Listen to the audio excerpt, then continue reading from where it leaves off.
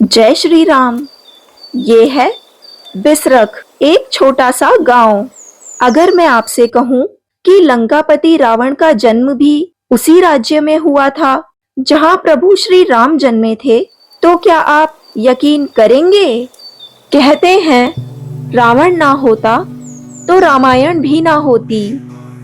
चलिए आज हम आपको लेके चलते हैं उस जगह जहां रावण ने अपने 10 सिर शिव जी को अर्पित किए थे। अरे श्रीलंका नहीं, वो जगह है दिल्ली से बस 40 किलोमीटर दूर, उत्तर प्रदेश के ग्रेटर नोएडा में। ग्रेटर नोएडा एक तेजी से विकसित होता हुआ शहर है। यहाँ आपको हर तरफ ऊंची ऊंची इमारतें, चौड़ी सड़कें और आधुनिक इंफ्रास्ट्रक्चर देखने को मिलता है।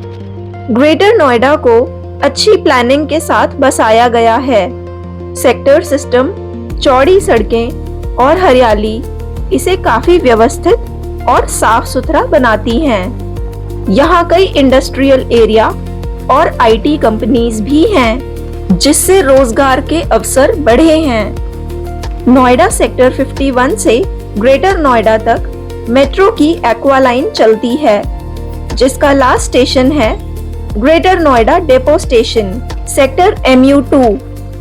ग्रेटर नोएडा सेक्टर 1 से आगे है यदुवंशी चौक, जिसके पास ही है प्राचीन गांव बिसरख, रावण का जन्म स्थान, जहां दशहरे पर रावण का पुतला नहीं जलाया जाता बल्कि उनकी पूजा होती है।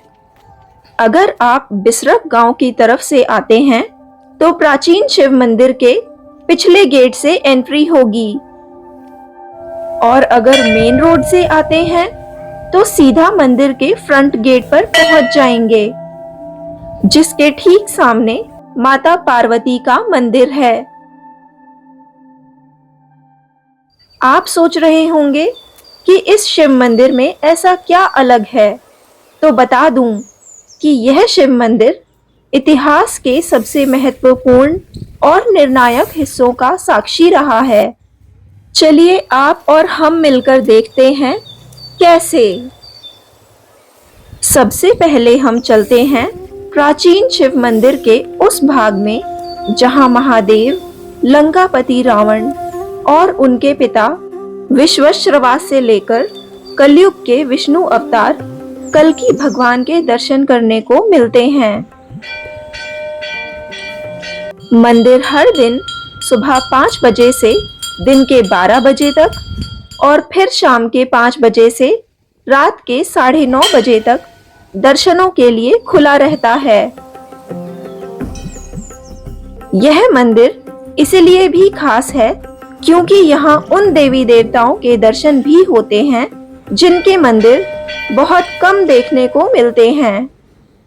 यहाँ हैं माँ काली और भैरव बाबा, जो शक्ति और शिव के रौद्र स्वरूप हैं और एक ही परम तत्व के 2 रूप हैं। फिर दर्शन होते हैं श्री हनुमान जी के सिंदूरी रूप और पंचमुखी अवतार के, जो उन्होंने अहिरावण का वध करके श्री राम और लक्ष्मण जी की रक्षा के लिए लिया था। त्रेता युग में श्री राम ने रावण का अंत किया और द्वापर युग में वे श्री कृष्ण के रूप में दुष्टों का विनाश करने पृथ्वी पर आए। आगे दर्शन होते हैं वैकुंठ धाम में शेषनाग पर विराजमान श्री लक्ष्मी नारायण जी यानी विष्णु लक्ष्मी जी के। श्री परशुराम, श्री राम और श्री कृष्ण विष्णु जी के ही अवतार हैं। ठीक विष्णु नारायण जी के साथ ही दर्शन होते हैं उनके कलयुग के अवतार भगवान कल्कि के। जब पाप और अधर्म चरम पर होगा तब भगवान कल्कि कलयुग का अंत करने पृथ्वी पर आएंगे। परम शिव भक्त रावण के गांव में श्री गौरी शंकर जी की पूजा ना हो, ऐसा हो ही नहीं सकता। यहाँ महादेव ध्यान मुद्रा में नहीं बल्कि आराम की अवस्था में माता पार्वती और अपने दोनों पुत्रों श्री गणेश और श्री कार्तिकेय के साथ विराजमान हैं। जिनके ठीक सामने हैं नंदी जी। यक्षराज कुबेर धन, ऐश्वर्य और समृद्धि के देवता हैं। वे उत्तर दिशा के रक्षक और देवताओं के खजांची हैं। उनका वाहन कोई पशु नहीं बल्कि मनुष्य है, जो धन पर मानव नियंत्रण का प्रतीक है। कुबेर दूसरी माता से रावण के भाई हैं। श्री कृष्ण अवतार बाबा मोहन राम जी के साथ आप दर्शन कर रहे हैं महाज्ञानी, महापंडित, महाबलवान, परम शिव भक्त रावण के, जिनके ठीक साथ में हैं शिवलिंग के सामने महादेव की भक्ति में लीन उनके पिता ऋषि विश्वश्रवा, जिनके नाम पर ही इस गांव का नाम पड़ा विश्वेश्वर, जो समय के साथ बदलकर बिसरख हो गया। जैसे ही हम मंदिर के दूसरे भाग की तरफ बढ़ते हैं, नजर पड़ती है उसकी दीवारों पर बनी प्रतिमाओं पर। मंदिर के मेन गेट से अंदर आते हुए भी सबसे पहले इन्हीं प्रतिमाओं पर ध्यान जाता है, जो ऋषि विश्वश्रवा और रावण के जीवन काल के महत्वपूर्ण हिस्सों को दर्शाती हैं। रावण के पिता ऋषि विश्वश्रवा ब्रह्मा जी के पोते और सप्त ऋषियों में से एक महर्षि पुलस्त्य के बेटे थे। ऋषि विश्वश्रवा की दो पत्नियां थीं। एक थी इलविला, जिन्होंने कुबेर को जन्म दिया था, और एक थी कैकसी, जो रावण, कुंभकर्ण और विभीषण की माता थीं। कैकसी राक्षस कुल में जन्मी थीं। वे राक्षस सुमाली की पुत्री थीं। इस तरह रावण का वंश ब्राह्मण और राक्षस दोनों परंपराओं से जुड़ा माना जाता है। बिसरख को ऋषि विश्वश्रवा का निवास स्थान और उनके बेटे रावण का पैतृक गांव माना जाता है, जहां रावण का जन्म हुआ और उनके बचपन से उनके विवाह तक के शुरुआती वर्ष बीते। इसका उल्लेख शिव पुराण में भी मिलता है। प्राचीन शिव मंदिर के प्रांगण से माता पार्वती का भव्य मंदिर भी साफ दिखाई देता है। मंदिर के अंदर की दीवारों पर भी कई महत्वपूर्ण प्रसंगों को दर्शाया गया है, जैसे यहाँ शिवजी और माता पार्वती के विवाह का शुभ अवसर और उनके परिवार को दर्शाया गया है। ऋषि विश्वश्रवा शिवजी के भक्त थे। वे इस स्थान पर शिवजी की पूजा अर्चना किया करते थे। यहाँ रावण ने भी बचपन से भगवान शिव की आराधना की थी और उन्हें अपने 10 सिर अर्पित किए थे। रावण की भक्ति से प्रसन्न होकर शिवजी ने रावण को उनके 10 सिर वापस दिए, जो लंकापति रावण के 4 वेदों और 6 शास्त्रों में निपुणता के प्रतीक माने जाते हैं। मान्यता है कि ऋषि विश्वश्रवा को जंगल में एक दुर्लभ शिवलिंग मिला था, जिसे रावण के जन्म से पहले उन्होंने मंदिर के इस स्थान पर स्थापित किया था और उसकी पूजा की थी। माना जाता है कि यह शिवलिंग स्वयंभू है, यानी स्वयं प्रकट हुआ है। 8 भुजाओं वाले इस दुर्लभ शिवलिंग की संरचना 8 कोणों में घूमती है और धरती आकाश को मिलाकर कुल 10 दिशाओं का संकेत देती है। कहते हैं रावण ने इसी शिवलिंग पर 10 बार शिवजी को अपना सिर अर्पित किया था, पर शिवजी हर बार रावण के सिर को वापस जोड़ देते। रावण की भक्ति से प्रसन्न होकर शिवजी ने उन्हें अतुलनीय शक्ति, 10 विद्याओं के ज्ञान से पारंगत होने और 10 सिरों का वरदान दिया, जिससे रावण दशानन कहलाए। रावण ने अपने जीवन में अनेक ऐसे कर्म भी किए जिनके कारण उन्हें अधर्म और अहंकार का प्रतीक माना जाता है।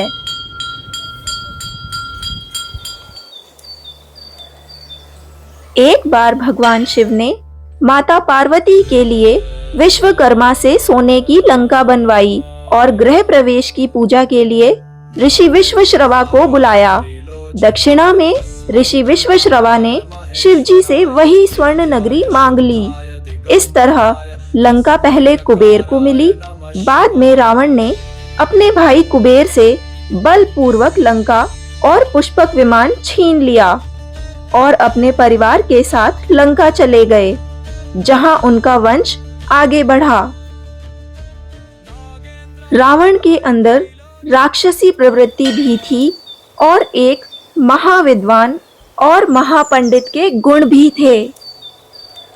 वेदों और शास्त्रों के ज्ञाता, ज्योतिष के विशेषज्ञ, आयुर्वेद के जानकार, शिवजी के परम भक्त, वीणा वादक और महान रणनीतिकार रावण ने शिव तांडव स्तोत्र की रचना की थी, जो शिवजी के दिव्य स्वरूप का वर्णन करता है। जटाओं से बहती गंगा, गले में सर्पों की माला और माथे पर कामदेव को भस्म करने वाली अग्नि के साथ शिवजी के नटराज रूप के तांडव को सृष्टि, पालन और संहार का प्रतीक बताया गया है। इस स्तोत्र का पाठ करने से भय और चिंता कम होती है और शनि दोष, काल सर्प दोष और पितृ दोष के बुरे प्रभाव घटते हैं और साहस बढ़ता है। अंत में रावण ने शिवजी से स्थिरता और ऐश्वर्य का आशीर्वाद मांगा है, इसीलिए इसे स्थिर लक्ष्मी यानी धन संपत्ति देने वाला माना जाता है। इन्हीं सब कारणों से परम बलशाली रावण के जन्म स्थान बिसरख में उन्हें गांव के पुत्र, एक महान विद्वान, महापंडित और सबसे बड़े शिव भक्त के रूप में याद किया जाता है। यहाँ दशहरे के दिन रावण का पुतला नहीं जलाया जाता, बल्कि रावण को एक ज्ञानी पूर्वज मानकर पूजा जाता है। मंदिर के साथ में एक पुरानी सुरंग है। कहा जाता है कि यह सुरंग गाजियाबाद के दूधेश्वर नाथ मंदिर तक जाती थी, पर सुरक्षा कारणों से इसे बंद कर दिया गया है। मंदिर के प्रांगण में न्याय के देवता शनि भगवान का मंदिर भी है। रावण ने अपने पुत्र मेघनाद के जन्म के समय सभी ग्रहों को शुभ स्थिति में रहने का आदेश दिया था, लेकिन शनि देव ने अपनी दृष्टि नहीं बदली। क्रोध में रावण ने उन्हें लंका में कैद कर लिया। बाद में हनुमान जी ने लंका जाकर शनिदेव को मुक्त कराया। शनिदेव ने वचन दिया कि हनुमान जी के भक्तों पर उनकी दृष्टि का प्रभाव कम होगा। शनिदेव व्यक्ति को उसके कर्मों के हिसाब से फल देते हैं। उन्हें कोई भी अहंकार और बल से नियंत्रित नहीं कर सकता। इतना ज्ञानी, बलवान और गुणी होने के बाद भी रावण का अहंकार ही उसके विनाश का कारण बना।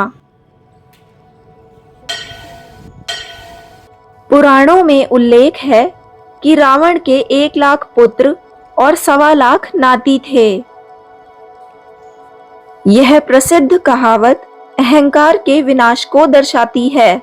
इसका अर्थ है कि अपार शक्ति, धन संपत्ति, बड़ा परिवार, 1 लाख पुत्र और 1.25 लाख नाती होने के बावजूद रावण के घमंड के कारण अंत में उसके घर में दिया जलाने वाला भी कोई नहीं बचा था। भारत में कुछ और मंदिर हैं जिनमें रावण की पूजा होती है, जैसे कानपुर उत्तर प्रदेश का दशानन मंदिर साल में सिर्फ दशहरे के दिन खुलता है। विदिशा मध्य प्रदेश के रावण ग्राम में रावण की एक विशाल प्रतिमा है, जिसे स्थानीय लोग रावण बाबा के रूप में पूजते हैं। मंदसौर मध्य प्रदेश रावण की पत्नी मंदोदरी का मायका माना जाता है, इसलिए वहां लोग रावण को दामाद मानकर पूजते हैं। कर्नाटक के कोलार और मंड्या जिले में रावण के मंदिर मौजूद हैं। इसी तरह महाराष्ट्र के गढ़चिरौली और अमरावती और राजस्थान जोधपुर में भी रावण की पूजा होती है। इतिहास और आस्था के कई आयाम होते हैं। हर जगह की अपनी मान्यता, अपनी परंपरा और अपना दृष्टिकोण होता है। मंदिर में दर्शन के बाद कुछ टाइम रिलैक्स करना हो और साथ में कुछ खाना पीना हो तो पास में ही गौर सिटी मॉल है। कुछ समय वहां बिता के आपको अच्छा लगेगा, गर्मी से भी थोड़ी राहत मिलेगी। ये मॉल ग्रेटर नोएडा के सबसे बड़े और सुंदर मॉल्स में से एक है और फूड कोर्ट भी काफी बड़े हैं। मॉल काफी ब्यूटीफुली मेंटेन्ड है। वापसी में आपको बिसरख में शाम को लगने वाला बाजार भी देखने को मिलता है। बढ़िया फ्रेश सब्जियां और फ्रूट्स थे वहां। अगर आपको ये वीडियो पसंद आया हो तो लाइक करें, शेयर करें और चैनल को सब्सक्राइब करना ना भूलें। साथ में बेल आइकन भी प्रेस करें। मिलते हैं अगली वीडियो में। तब तक के लिए हर हर महादेव, जय श्री राम।